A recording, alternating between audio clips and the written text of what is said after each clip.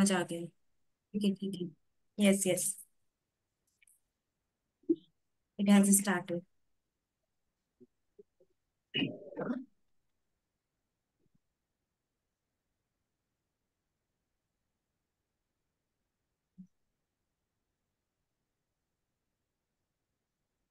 Okay, so I think now we shall start the session. So, good evening, everyone, and a very warm welcome to this exclusive live answer writing session for UPSC aspirants. We are absolutely delighted to have two credible guests with us today who bring immense value and inspiration to this platform. सबसे पहले मैं welcome करना चाहूंगी all India rank 100 शगुन कुमार का, जिन्होंने अपनी focus preparation और smart answer writing strategy से यूपीएससी सीएसई में एक शानदार रैंक हासिल किया है। Congratulation Shagun for this great success. Thank you, ma'am. Thank you for your kind words. Welcome. Okay, तो आज शगुन आप सभी के साथ अपने रियल टाइम अप्रोच, टिप्स और टेक्निक शेयर करेंगे जो मेंस के लिए गेम चेंजर साबित हो सकते हैं। हमारे साथ सीनियर आईआरएस ऑफिसर वीरेंद्र ओझा सर ने भी ज्वाइन किया है, जिन्होंने अपने करियर में ना सिर्फ सिविल सर्विसेज को सर्व किया है, बल्कि कई एस्पिरेंट्स को मेंटोर और गाइडिंग फोर्स भी बने रहे हैं। उनका एक्सपीरियंस और इंसाइट्स एस्पिरेंट्स के लिए प्राइसलेस रहेगा हमेशा। सो एस्पिरेंट्स, ये आपके लिए एक गोल्डन अपॉर्चुनिटी है। आंसर राइटिंग की टेक्निकलिटीज के साथ साथ आपको एक एडमिनिस्ट्रेटिव थिंकिंग डेवलप करने का भी चांस मिलेगा। सो पूरे ध्यान से इस सेशन को सुनिएगा, नोट्स बनाइएगा और कोई भी इंपॉर्टेंट क्वेश्चन पूछने से आप हेजिटेट मत करिएगा। एक बार फिर शगुन कुमार और वीरेंद्र ओझा सर का हम सभी की तरफ से हार्दिक स्वागत है। Let's dive right in and make the most of this amazing session. So yes, we can start the session now. Yes, ma'am. Questions के लिए क्या अप्रोच रहेगी मैम? आप स्क्रीन शेयर करेंगे क्वेश्चंस के लिए? आप कर सकते हैं स्क्रीन शेयर या फिर मैं कर दूं? आप कर दीजिए एक बार। ओके।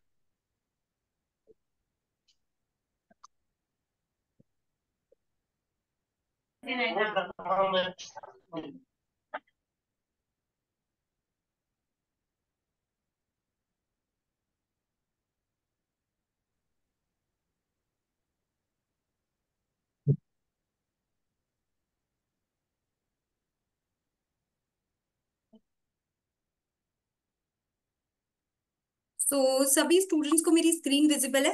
शगुन, आपको भी विजिबल है? Yes, ma'am. It's loading. Yeah, it's visible now. ठीक है। यस, अब आप स्टार्ट कर सकते हैं। Uh, I welcome you all to this session. तो इस सेशन में मैम की हेल्प से हमने चार क्वेश्चंस डिस्कस करने की स्ट्रेटेजी बनाई across the four GS papers. मेरा अपने पर्सनल एक्सपीरियंस से ये मानना है कि क्योंकि चारों जीएस में काफी अलग अलग तरह के सब्जेक्ट्स आते हैं, तो हर सब्जेक्ट का जो आंसर राइटिंग स्ट्रेटेजी है वो एकदम सेम नहीं हो सकती। सब्जेक्ट वाइज थोड़ा सा वेरिएशन आता है कि किस तरह के आंसर किस तरह के सब्जेक्ट में लिखने से मैक्सिमम मार्क्स हमको मिल सकते हैं। तो जो पहला क्वेश्चन है, it is from the art and culture section of history GS paper one. The question is about estimate the contributions of Pallavas of Kanchi for the development of art and literature of south India. तो इस question की language बिल्कुल direct है कि ये बिल्कुल आपसे एक ही चीज पूछ रहा है कि आपको पल्लवास ऑफ कांची के कॉन्ट्रीब्यूशंस को डिस्कस करना है in development of art and literature with focus on the art and literature of southern India. So, when it comes to a question of art and culture, or when it comes to a question of history, तो मुझे ऐसा लगता है कि more marks are rewarded when you write certain things which includes writing more dates, drawing a few maps and diagrams if possible, mentioning the important personalities, and giving as many as examples possible. So apart from having the main content, these type of value additions are very helpful जब हम इस तरीके के art and culture या history के questions को हम discuss कर रहे होते हैं या उनके हम आंसर्स को लिख रहे होते हैं। तो इस क्वेश्चन में if we can move to the next slide, the next page. तो इस क्वेश्चन में इंट्रोडक्शन में हम ये लिख सकते हैं कि पल्लवास के बारे में, क्योंकि क्वेश्चन है कि पल्लवास किस टाइम उन्होंने साउथ इंडिया को सदर्न इंडिया को रूल किया था। इसके साथ साथ उनकी पर्सनैलिटीज और मेन पर्सनैलिटीज जिनका कंट्रीब्यूशन रहा है वहाँ के आर्ट एंड कल्चर में, महेंद्र वर्मन वन नरसिंहवर्मन वन, उनका मेंशन भी कर सकते हैं। इसके साथ साथ यहाँ पर मैंने इंक्लूड नहीं किया है, बट एक छोटा सा मैप, जिस जो मैप ये दिखाता, द मैप छोटा ही होता, बहुत सिग्निफिकेंट नहीं, कि पल्लवास का जो कमांड एरिया था वो कौन सा एरिया था, और वहां पे कुछ इंपॉर्टेंट सिटीज, स्पेशली कांचीपुरम जैसे सिटीज को मेंशन करना उस मैप के अंदर, that would have been a very nice value addition. क्योंकि इंट्रोडक्शन में ही एग्जामिनर को पता चल जाता कि द बच्चा जो कैंडिडेट जो ये आंसर लिख रहा है, ही नोज द स्टफ, उसको पता है पल्लवा कौन थे, वो कहाँ पर थे, and that would have been a great value addition. Now, it's always advisable to jump to the body part directly for such a question because it has a very specific demand. If I remember correctly, it was a 10 marker, I think. So हमारे पास space की भी कमी होती है, and it is always advisable to go to the demand directly. तो अगर हम demand के पास जाएं, the body of the answer, तो इसके हम दो पार्ट्स में डिवाइड कर सकते हैं, one and two, because the question is asking about two parts, artistic contributions and literary contributions. तो उसी तरीके से हमने यहाँ पर दो पार्ट्स में डिवाइड किया। First is architect artistic and second is literature. तो आर्टिस्टिक पार्ट्स डिस्कस करते वक्त हमने ज्यादा से ज्यादा एग्जांपल्स घुसाने की कोशिश करी, जैसे the Pancharatha temples, the shore temple that was present, the Arjuna penance, the sculpture that was made with the help of bars, the paintings that were there in the Pallava. So we can write 1 to 3 points like architecture, structural temples, uh, paintings, Kanchipuram etcetera. तो इन सब चीजों का जहाँ जहाँ पे भी आपको personalities का नाम दिखे, एग्जाम्पल्स का नाम दिखे, वहां पे हम उन चीजों को रख सकते हैं और उनकी विजिबिलिटी बढ़ा सकते हैं कि ये यहाँ पर पर्टिकुलर एग्जाम्पल है, पर्टिकुलर टेम्पल का एग्जाम्पल है, पर्टिकुलर पर्सनालिटी का एग्जाम्पल है। Now coming to this second part of this question which was the literary contributions. The literary contributions के बारे में यहाँ पर उनके जो संस्कृत और तमिल लैंग्वेज में कॉन्ट्रीब्यूशंस हैं,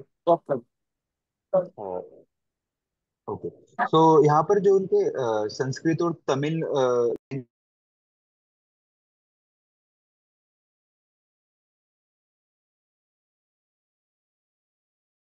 जस्ट अ मिनट, आप म्यूट पर चले गए, just a minute.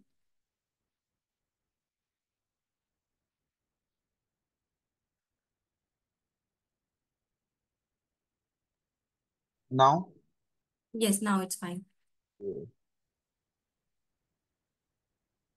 I somehow lost the screen.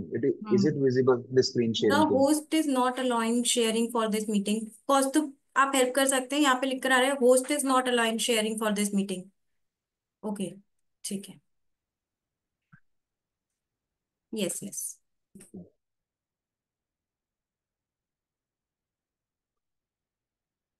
So yeah, we were discussing the second part of the answer. The second part of the answer was about the literary contributions, or they asked about the literature contributions of the Pallava dynasty. तो इसमें भी हम ए और B दो सब parts में तोड़ सकते हैं, which was the contribution related to the Tamil language and the contribution related to the Sanskrit language. यहाँ पर इस तरह के क्वेश्चंस में कई बार जो हमारी प्रीलिम्स के नॉलेज है वो बहुत काम आती है, कि हम एक दो बुक्स के नाम या एक दो राइटर्स के नाम जो उस एरा से रिलेटेड थे, या जो भी हम बुक्स पढ़ते हैं सदर्न इंडियन लिटरेचर के बारे में, अगर हम उनको मेंशन कर पाए, वो एक तरह का वैल्यू एडिशन हो जाता है। बिकॉज आर्ट एंड कल्चर और हिस्ट्री के क्वेश्चंस में कहीं ना कहीं एग्जाम्पल्स के दौर पे वैल्यू एडिशन करना is a very good thing. तो यहाँ पे भैरवी की कार्तिक अर्जुन ने, या फिर तमिल पोएट्स की अगर आपको एक दो बुक्स का नाम याद हो, that is a very that can add value to your answer. So now, given the fact that we have done justice to the main demand of the answer, now if the space and the time permits, remember, if the space and the time permits, we can also talk about the other contributions of the Pallavas, and that is actually very much related to the artistic and the literature contributions only. These type of extra information at times do help us in fetching that 0.1 that 0.51 marks extra in each answer. So we can also do that. We can talk about the religious contributions of Pallava, because of the fact that really the architecture of Pallava was very much inspired by the Vaishnavism and Shaivism movement that was developing at that time in the regions of southern India. And we can also talk about their educational contributions in the society of Southern India. So these two contribution can, if at all we want to write, we can write as other contributions. Also आपने ये notice किया होगा कि बहुत जगह इस answer में कांचीपुरम का नाम आया है. That's why I said in the starting कि अगर हम इंट्रो के साइड में एक छोटा सा मैप बना दें which includes the area which is controlled by Pallavas, और उसमें कांचीपुरम को मेंशन कर दें, that will also help in value addition. Now we have done with the demand, we have written the extra information we want, and now we can end it. अगर हमें कोई coat याद है, like Shri Neelkanth Shastri which was one of the prime historians of south Indian history, अगर उनका हमें कोई coat याद है तो हम उसको मेंशन कर सकते हैं. या फिर हमें पल्लवास के कंट्रीब्यूशन के बारे में, जो उनके पूरे कंट्रीब्यूशन को कंक्लूड करती हो, कोई ऐसी चीज याद हो. Like if we remember there are lines in the art and culture books which we read that the Pancharatna temples, जिसमें युधिष्ठिर टेम्पल था शायद, that is the starting point of Dravidian architecture. So if we remember a quote, that is well and good, but if we remember these lines, like the Pallava architecture was the starting point of the Dravidian architecture, and that was later carried on by other dynasties like Cholas. So this will actually conclude the whole answer, the whole significance of the contributions of Pallava in the art and literature of southern India. And this is how I would have gone about for this particular question, focusing on the content and doing value addition with the help of examples, a few maps, writing dates, personalities, wherever possible. Now, coming to the second question. The second question we have taken from the GS2. The question is, the growth of cabinet system has practically resulted in the marginalization of parliamentary supremacy. Elucidate. So the question basically talks about the fact that जब से India में या फिर जो cabinet system जो overall work करता है, it is actually against the concept of parliamentary supremacy. And if we notice the keyword, the not the keyword, the directive word. The directive word here is elucidate.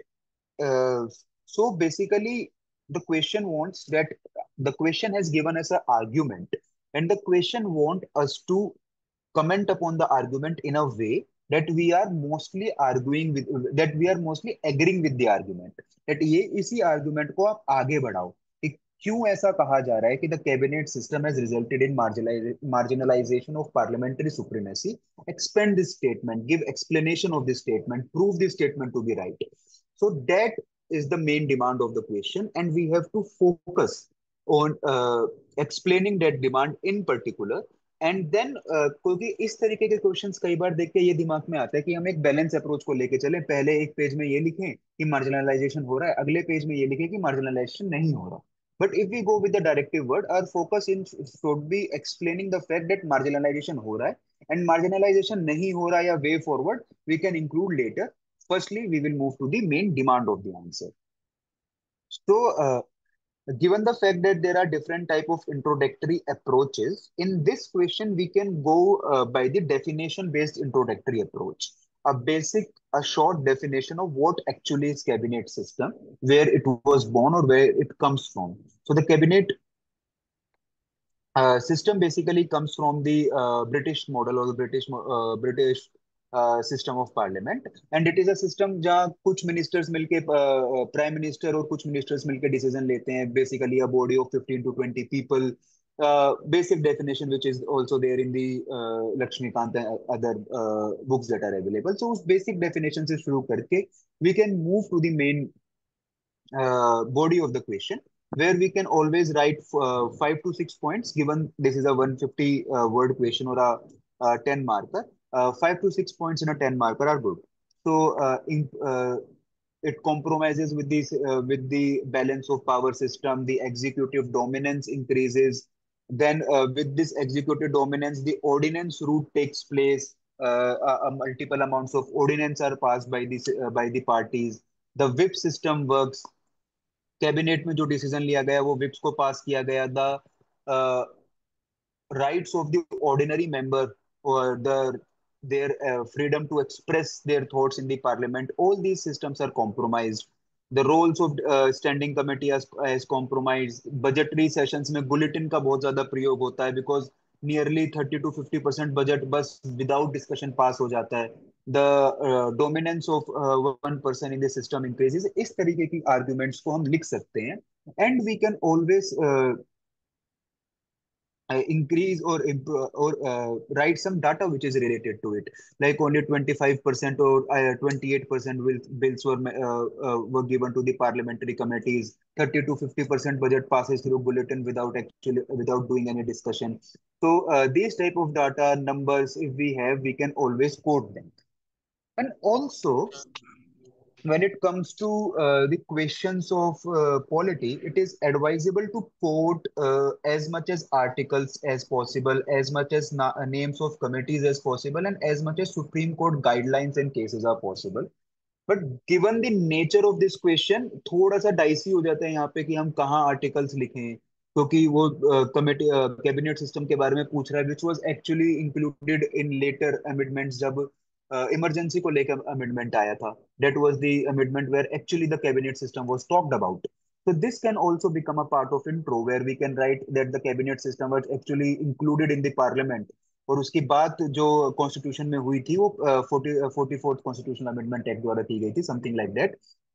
जहां पर हमने ordinance का जिक्र किया है, वहां पे बहुत प्रोमिनेंटली तो नहीं, बट ब्रैकेट्स में कहीं हम आर्टिकल 123 का मेंशन कर सकते हैं, ताकि एग्जामिनर को ये पता चलता रहे कि हाँ, इसको आर्टिकल्स के बारे में, सुप्रीम कोर्ट गाइडलाइंस के बारे में, कमिटीज के बारे में पता है.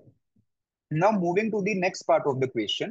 So given this is a 150 word question, now we have to balance between two things: writing a few positives of the cabinet system and giving a way forward at the same time.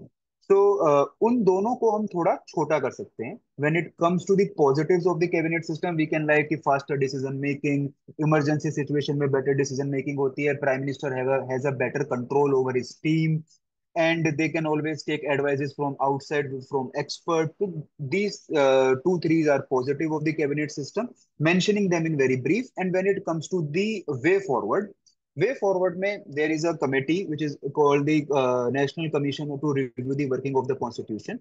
At times इस committee का नाम लिखना बहुत बड़ा हो जाता है, तो it was I think headed by Mr. M. Venkatachalai, if I'm not wrong. So we can also write his name, कि M. Venkatachalai committee has recommended this.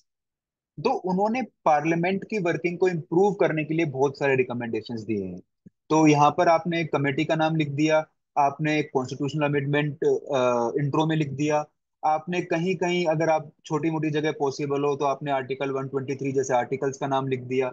And then उन कमेटी के जब सजेशंस देते हुए कि स्टैंडिंग कमेटीज के role को आप बेटर करो, एंटी डिफिक्शन मॉडल चेंज करो, वो कर सकते हैं. और ऑर्डिनेंस के लिए there is always a very famous case, DC Wadhwa case, उसका आपने मेंशन कर दिया.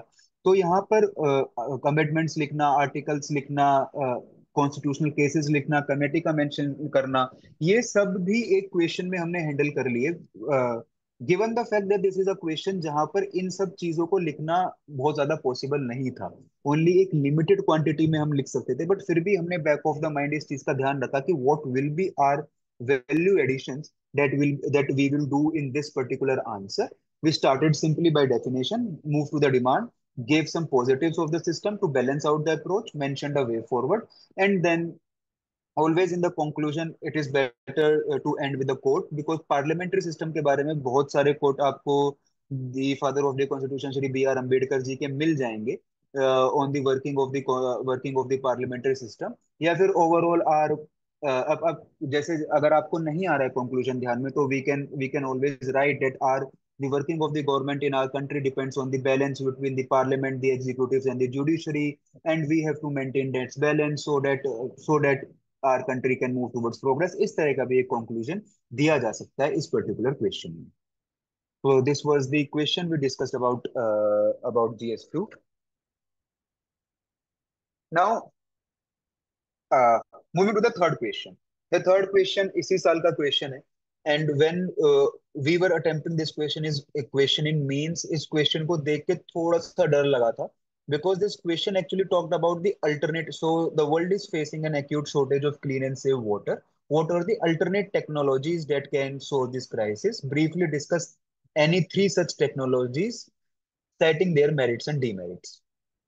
तो जनरली जब हम GS3 में वाटर शॉर्टेज की बात करते हैं, we always prepare a question in a manner कि हमारे पास कोई डाटा होगा, हम फिर कॉजेज याद करने की कोशिश करेंगे, फिर हम सॉल्यूशंस याद करने की कोशिश करेंगे। बट सॉल्यूशंस में हम अल्टरनेट टेक्नोलॉजीज पे शायद इतना ध्यान नहीं देते हैं। तो इस क्वेश्चन ने उस वक्त तो बहुत ज्यादा डराया था, बट अगर एक थोड़ा सा कामनेस के साथ अगर सोचा जाए, तो हमने कहीं ना कहीं कई अल्टरनेट टेक्नोलॉजीज के बारे में पढ़ा होता है। We do read about the Singapore model of waste water treatment. We do read about model जहाँ एटमॉस्फेयर से ऑक्सीजन एक्सट्रैक्ट करने की कोशिश की गई है, the ice stupa model that is famous in Ladakh. तो अगर हम काम रह के एक दो मॉडल्स को याद करने की कोशिश करें, then this questions became very simple. बहुत सिंपल लैंग्वेज में ये दिया गया क्वेश्चन है, with a very specific demand. Alternate technologies लिखो, उनके मेरिट लिखो, उनके डीमेरिट लिखो। So going by the question, as I said, water shortage के ऊपर तो हम सबके पास बहुत सारे फैक्ट्स होते हैं। हम यूएन के फैक्ट्स, वर्ल्ड लेबर के फैक्ट्स, इंडिया पे नीति आयोग का फैक्ट है कि nearly 600 million people live in mid to high water shortage, इस तरीके का। इस क्वेश्चन में थोड़ा सा वैल्यू एडिशन के बेसिस पे मैं क्या करता कि मेन पार्ट को स्टार्ट करने से पहले, given this is a 250 marker and we have 3 pages, and I am also in a confusion that कि क्या मैं तीन टेक्नोलॉजीज मेंशन कर पाऊंगा, will I be able to cover the space because it is a bit tricky question। इस तरह के questions करने की आदत नहीं है। तो I would have mentioned in a diagram, what we call as a hubs and spoke diagram, the causes of water shortage, that will be in a very short manner। So I would make a wheel writing causes, उससे बहुत सारे चार पांच spokes निकाल के कि these are the causes, तीन चार कॉजेस जैसे मैम ने अभी बनाया इस तरीके से, और इस पर्टिकुलर डायग्राम को एक बॉक्स में कर देता, सो डेट एग्जामिनर को ये भी ना लगे बॉक्स में डालने से कि यार मैंने तो पूछा कुछ था, मैंने कॉजेस पूछे ही नहीं है, ये फालतू में कॉजेस क्यों लिख रहा है। तो आपने जब उस चीज को बॉक्स में डाल दिया, तो एग्जामिनर को समझ में आएगा कि इसने कुछ एक्स्ट्रा लिखने की कोशिश की है, और उसको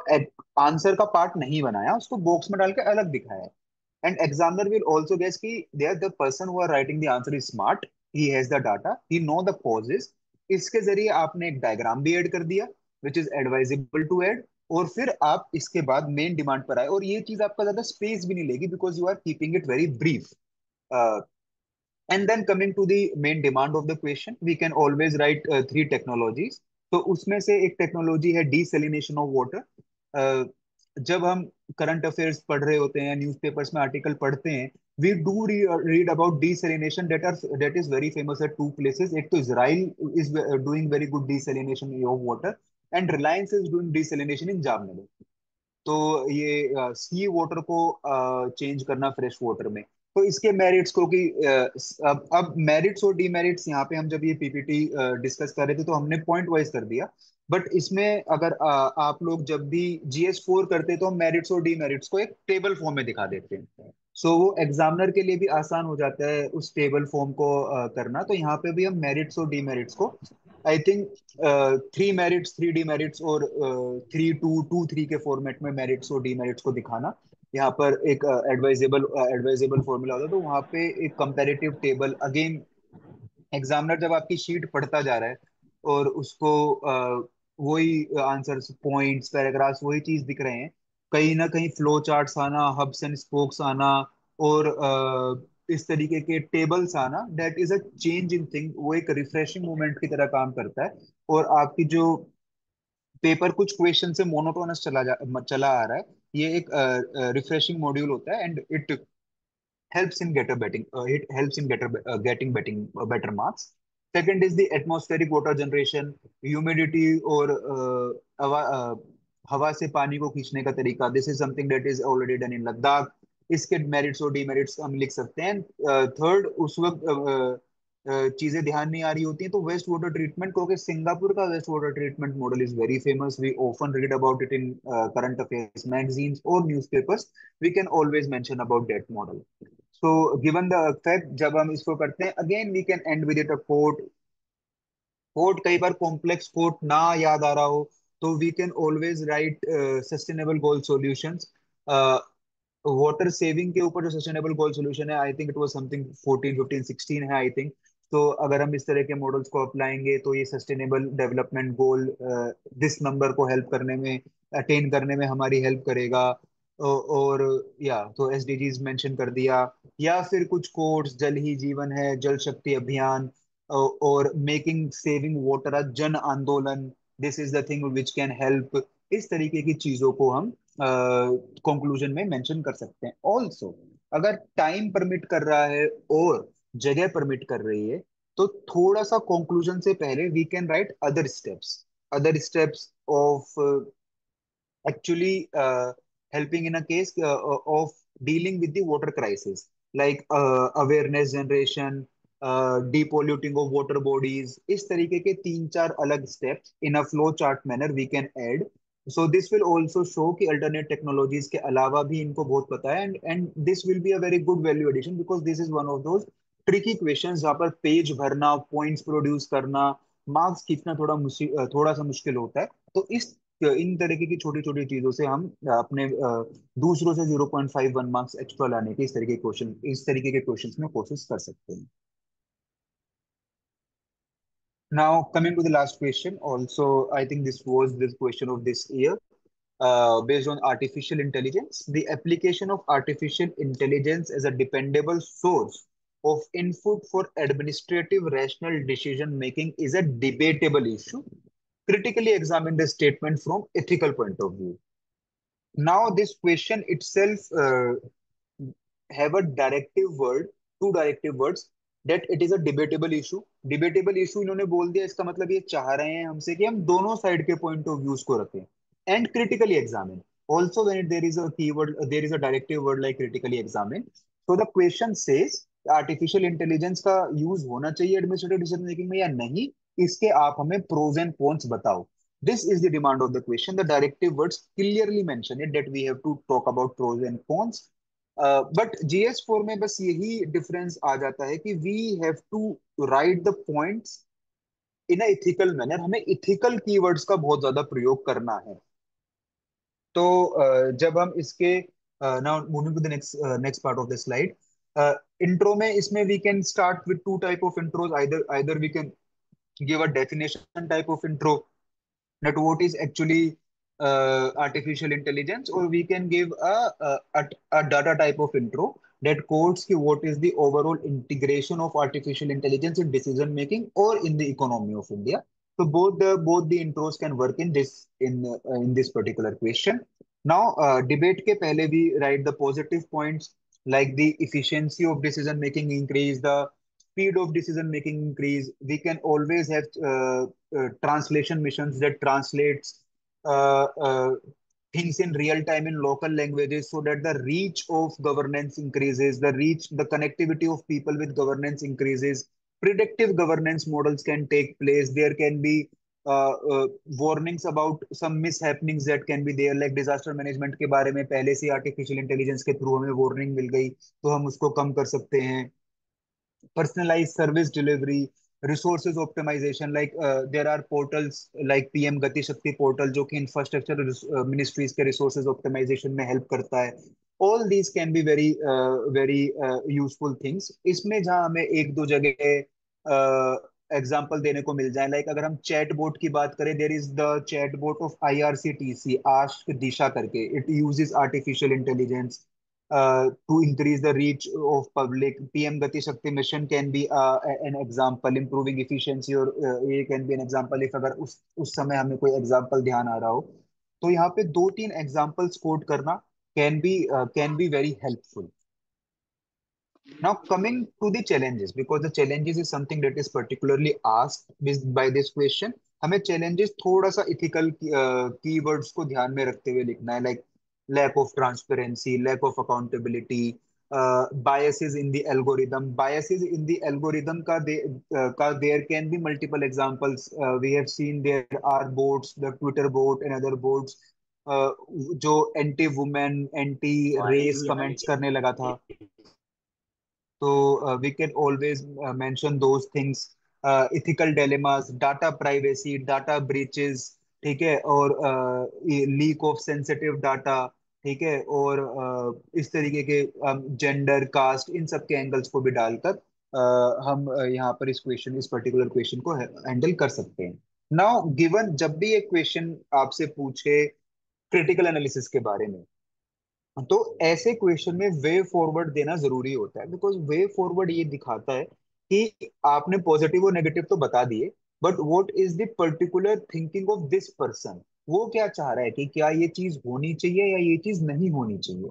तो artificial intelligence as we all know is something जो इंडिया में आना चाहिए, but there has to be certain regulations. तो हम उसी तरह का वे फॉरवर्ड रखेंगे, like improving transparency in the coding of artificial intelligence. We can have ethical AI laws, something that is that is done by the European Union.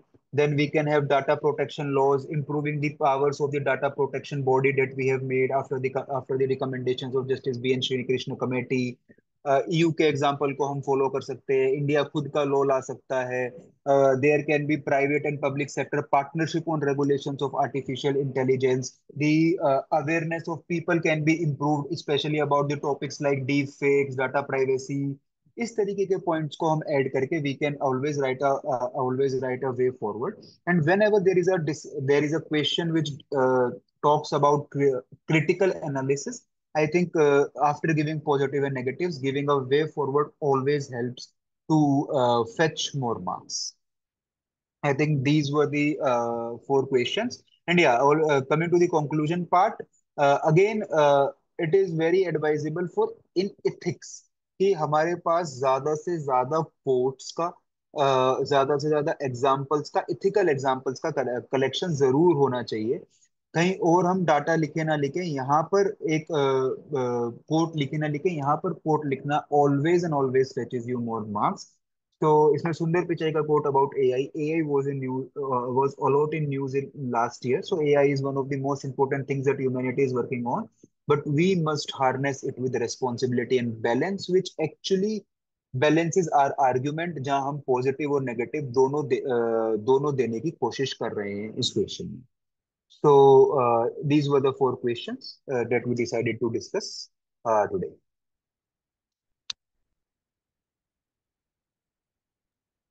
Thank you, Shagun, for such an enriching session.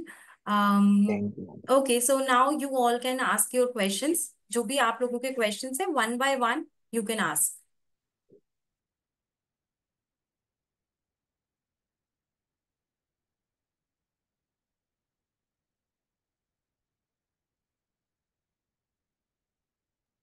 किसी का कोई question नहीं है? I think you can just give some last minute tips for prelims. That will be good. Okay, so yeah, given the fact that prelims is approaching and we are going to have it in less than a month's period, so इस period में सबसे ज्यादा focus आपका static portion पे होना चाहिए। आपको अपने स्टैटिक को एज स्ट्रॉन्ग एज पॉसिबल करना है। देर is a combination of four subjects: polity, history, economy and geography. यही 50 से 60 क्वेश्चंस का एक मिक्स बनता है इन चार सब्जेक्ट्स को मिला के। एंड इनमें से क्वेश्चन सबसे ज्यादा डुएबल होते हैं। उन 60 क्वेश्चंस में से अगर आप 40-45 क्वेश्चंस भी सही अटेम्प्ट करते हो, you get to near to the cutoff very much. उसके बाद there can be questions on current affair. We can go with the elimination technique, intelligent guesswork to get some 10-15 questions extra, which can give us an edge and a comfort that we are clearing the cutoff. So focus on statics will be the first tip. Second is PYQ analysis. Go with in-depth PYQ analysis. Identify the themes that are repeated each and every year. Parliament, judiciary, national parks, wildlife sanctuaries, names and books of famous personalities, historical places, historical keywords. These are some of the themes जो हर बार repeat होते हैं। उन themes पे अपने आप को strong करना। And secondly, ये understand करना कि कहाँ पर examiner हमको bluff करने की कोशिश कर रहा है, how they are making certain sentences wrong, how they are making certain sentences right. This can be very much possible by doing the PYQ analysis. और YouTube पे हम जितनी भी ट्रिक्स देखते हैं, those tricks are actually driven from in-depth PYQ analysis of people. So वो analysis हम खुद कर कर उन ट्रिक्स को खुद समझ सकते हैं, and that will be very much helpful. Third tip would be please don't ignore CSAT. uh, in my long journey, I have seen people who have done wonders in GS, but they were not able to clear the cutoff of GS of CSET. And जब वो next year CSET की cutoff clear करते हैं, they actually clear the exam. They are in top 100 or top 200. So focus on CSET, never ignore it. Even if you are a science graduate, even if you are an engineering graduate having maths in your graduation, please don't ignore CSET. आधा घंटे की रोज practice from the day, and you will be able to pass it. I think there is one question in the chat. एक पहले भी question था optional subject के ऊपर, so my optional was sociology. Sir, on economics, mainly question asked from current and environment. Also from current, we focus on them and not. I will slightly disagree with you, Dhruvpati Nath Tripathi ji. थोड़ा सा मेरे को ये लगता है economics में the question are from static. Like they may have some influence of current in it, but जैसे static में, जैसे आजकल आप देखो कि करंट में क्या हो रहा है कि रुपी की वैल्यू गिर बढ़ रही है, इन्फ्लेशन गिर बढ़ रहा है. But if if there is a question on this thing, then हम ये एज्यूम करेंगे कि यार ये तो करंट से क्वेश्चन आया था बिकॉज रुपी वॉज फॉलिंग, तो करंट से क्वेश्चन आ गया. But the concept of why rupee falls, why inflation increases, what is demand pull inflation, what is cost push inflation, what are the different type of tariffs that are there, किस तरीके से वो बनता है, all these are actually part of the static notes. And when we have these type of conceptual clarity and understanding, obviously we will be able to do better if even if the question is related to currents and we don't have any relation with current. तो eco तो मेरे ख्याल से काफी static based है instead of being current based. Environment, yes it is current based. आप उसमें themes को स्ट्रॉन्ग करें जो कांस्टेंट थीम्स हैं, जैसे national park, about some animal, wildlife sanctuaries, pollutants. ये तीन चार थीम को स्ट्रॉन्ग करें अपने स्टैटिक सोर्स से. करंट को रिवाइज करते रहें. कुछ क्वेश्चंस आप जरूर नेगोशिएट कर पाएंगे इन्वायरमेंट के इस तरीके से. Ma'am, I have a question. Please Uh, ask. Good evening, ma'am. Good evening, sir. Sir, my question is that if there are certain terms, like there was a term elucidate, which was not easily comprehensible for me, तो उस situation में sir chance लेना चाहिए answer लिखने का, because answers question का मतलब समझ आ गया, बट एलिसिडेट में क्या करना है, क्रिटिकली एग्जामिन करना है या डिस्कस करना है, तो सर उस सिचुएशन में क्या करें? देखिए, जब आप अभी अपनी प्रिपरेशन में होंगे तो you will always look at the PYQs, mains के पीवाईक्यूज ऑल्सो. तो जब आप काफी मेंस के पीवाईक्यूज देखेंगे तो आपको पता चल जाएगा कि डिफरेंट डायरेक्टिव वर्ड का डिफरेंट मतलब होता है. Examine, critically examine, elucidate, illustrate, इन सब कीवर्ड्स का आपको पता लग जाएगा जब आप जितने ज्यादा पीवाईक्यूज देखेंगे, उनको ब्रेनस्टॉर्म करेंगे और उनको लिखेंगे. ये आप प्रैक्टिस के साथ जानेंगे जब आप टेस्ट सीरीज देंगे और किसी मेंटर्ड आंसर राइटिंग करेंगे. बट गिवन द क्वेश्चन की अगर आपको समझ में नहीं आ रहा है कि इस डायरेक्टिव कीवर्ड का मतलब क्या है, और आप रियल लाइफ एग्जाम सिनेरियो में बैठे हैं, तो the safe approach is mention positives and negatives both, and with a way forward if the time and space permit. So that is a very safe approach of body कि आप body में कुछ positives लिखो, कुछ negatives लिखो, way forward रखो. तो that is a safe approach, चाहे कोई भी कीवर्ड हो. This approach will help you fetch average marks. अगर उस क्वेश्चन में ज्यादातर लोगों को 4 मार्क्स मिल रहे हैं, तो आपको भी 4 मार्क्स मिल जाएंगे उस पर्टिकुलर आंसर में. Okay sir, thank you. There is a question of Mr. Ankit Tripathi कि historical data may be used in answers for a better answer writing. Also, can diagrams picture of art and architecture? Yes, of course, historical data use करना खासकर history के questions में बहुत edge देता है. Art and culture में diagrams को use करना gives a huge edge, so please do it. Many terminologies are evolving day by day. Sir, we may have to focus on them. Yes, environment को related और science को related terminologies news में काफी रहती हैं. इन पे questions आते भी हैं, जैसे क्यूबिट्स के ऊपर I think there was a question in 2023. तो उन टर्मिनोलॉजीज को ध्यान रखें. तो mister Sandeep, what about science and tech? Science and tech के लिए मेरे ख्याल से कवरिंग न्यूज़पेपर एंड कोई एक करंट अफेयर्स की magazine can be very helpful to cover the portion of science and tech. Science and tech में भी कुछ बहुत इंपॉर्टेंट, तीन इंपॉर्टेंट थीम है: biotech, space tech and third one I am forgetting right now, but biotech and space tech से काफी questions आते हैं। तो ये थीम को आइडेंटिफाई करके जो भी इनके बारे में न्यूज हो, do keep a round up of that and that will help you in science and tech. A few question regarding mains. Priyansh के questions हैं. Did you prepare name mains not specifically if they were ready before prelims? How many revision did you did and what were the sources used? Yes, mains के notes होना either in digital or in paper format is very important. Keep your notes as short as possible. Like मेरे किसी भी GS के notes I don't remember कि 100 page से ज्यादा होंगे। एथिक्स के नोट्स तो बस 30-40 पेज में कवर हो गए होंगे। तो शॉर्ट नोट्स से रिवीजन बढ़ता है। How many times to revise? As much as possible उनका रिवीजन करो, जितना ज्यादा हो सके उतना रिवीजन करो। 4 to 5 times of revision will always be very much helpful.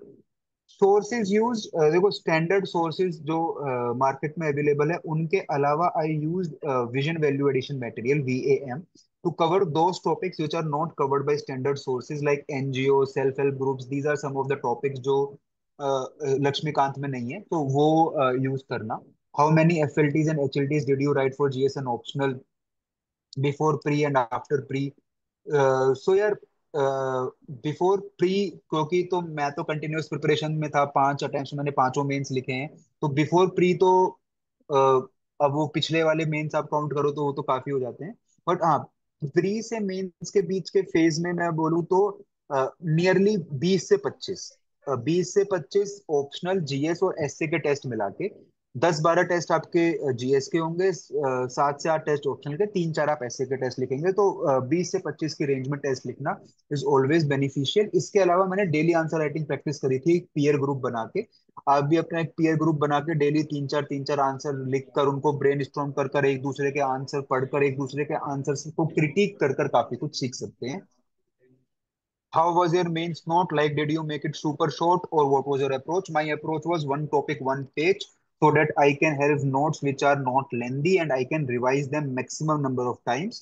Also, मैं notes एक आंसर के फॉर्मेट में लिखने की कोशिश कर रहा था, तो my notes will have 2-3 intros जो कि मैं क्वेश्चन के हिसाब से चेंज कर दूंगा। Then my notes will have a body जिसमें पॉजिटिव्स होगा, जिसमें नेगेटिव होगा, जिसमें वे फॉरवर्ड होगा। And then I will have some diagram, some example, some case study जो कि मैं क्वेश्चन के हिसाब से एडजस्ट कर दूंगा। And I will have 2-3 conclusions, again जिस तरह का क्वेश्चन है उस हिसाब से मैं कंक्लूजन लिख दूंगा। तो this was the strategy with which I made notes. Geography में मैपिंग को इम्प्रूव कैसे करें? Keep looking at the Atlas multiple times, have a good Atlas. Oxford और ब्लैक स्वान की दो अच्छी एटलस आती हैं। आप उनको बार बार, जब भी कोई चीज आपको लगे, रिवर्स लगे, वर्ल्ड मैप लगे, उस एटलस में बार बार उसको देखते रहें, उससे काफी इंक्रीज होती है। एथिक्स में गुड स्कोर के लिए क्या स्ट्रेटेजी करनी चाहिए? एथिक्स में गुड स्कोर के लिए अच्छे नोट्स बनाएं जिसमें quotes, administrative examples, ethical examples, ethical philosophies, ideas सब कुछ इंक्लूडेड हो, डायग्राम्स इंक्लूडेड हो, हर कीवर्ड की डेफिनेशन इंक्लूडेड हो, लाइक इंटीग्रिटी, ट्रांसपेरेंसी, अकाउंटेबिलिटी। और जो केस स्टडीज हैं, केस स्टडी में there are set of 10-12 case studies, like environment की केस स्टडी होगी, सोशल इशू की केस स्टडी होगी, और पर्सनल रिलेशंस की केस स्टडी होगी। तो हर केस स्टडी को लिखने का 10-12 केस स्टडी मैंने सोच ली थी कि इस तरह की केस स्टडी आती है, ये ज्यादा मोटा मोटा केस स्टडी का टाइप। और इस तरह की आप मैं इस अगर इन्वायरमेंट पे केस स्टडी आएगी तो उसकी शुरुआत मैं इस कोर्ट से करूंगा या इस कॉन्स्टिट्यूशनल आर्टिकल से करूंगा। ये मैं स्टेक होल्डर्स लिखूंगा। These are the points I will write, these are the ethical dilemmas I will write, these are the ethical issues I will write, this is the way forward I will mention, this is the example that I will mention। इस तरीके के case study के भी मैंने specific notes बना लिए थे, जिसने हेल्प करी एथिक्स के स्कोर को इम्प्रूव करने के। सर विच अटेम्प्ट दिस, ये मेरा 5वां अटेम्प्ट था। 5 मेंस लिखे हैं, 2 इंटरव्यू दिए हैं। 4th अटेम्प्ट में via reserve list I got into Indian railway management service, and 5th attempt में I got my AIR 100। So yeah, okay. so what yes yes. ma'am, just one more question ma'am, what were the mistakes that you did? So yeah, the mistakes I did was not having good notes. तो उन notes का ना होने से ये एक गलती हुई थी इनिशियल अटेम्प्ट्स में। उन नोट्स की क्वालिटी लास्ट 2 अटेम्प्ट्स में काफी इंप्रूव हुई, जिसका रिजल्ट भी मेरे को दिखा। तो मेरी एडवाइस आप सबको यही रहेगी कि do have good quality notes. Yes ma'am. So अभी के लिए इतना ही। ठीक है ma'am. Thank you for this valuable session, Shagun. I think Viren sir would also like to thank you.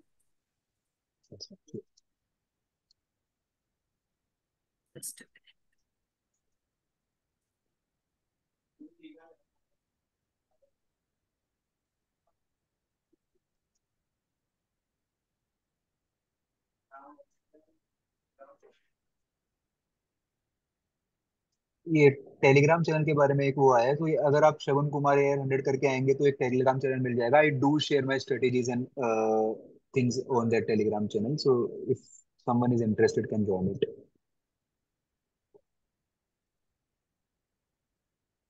Thank you Shagun, आप आए, आपने अपना टाइम दिया। आई एम वेरी ग्रेटफुल, आपने समय निकाला। थैंक आपकी यू सो बातों मच का सर। बड़ा बड़ा फर्क पड़ेगा। आपने जो जो स्ट्रेटजी आपने बताई बहुत यूजफुल होगी आपकी। 5 साल 5 अटेम्प्ट की लगातार जर्नी, 5 बार मेंस लिखना और हर बार रिजल्ट का वेट करना, ये कोई छोटी बात नहीं है।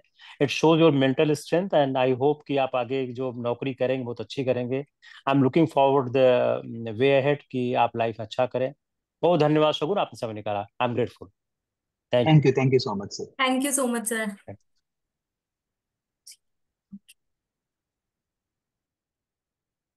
Okay.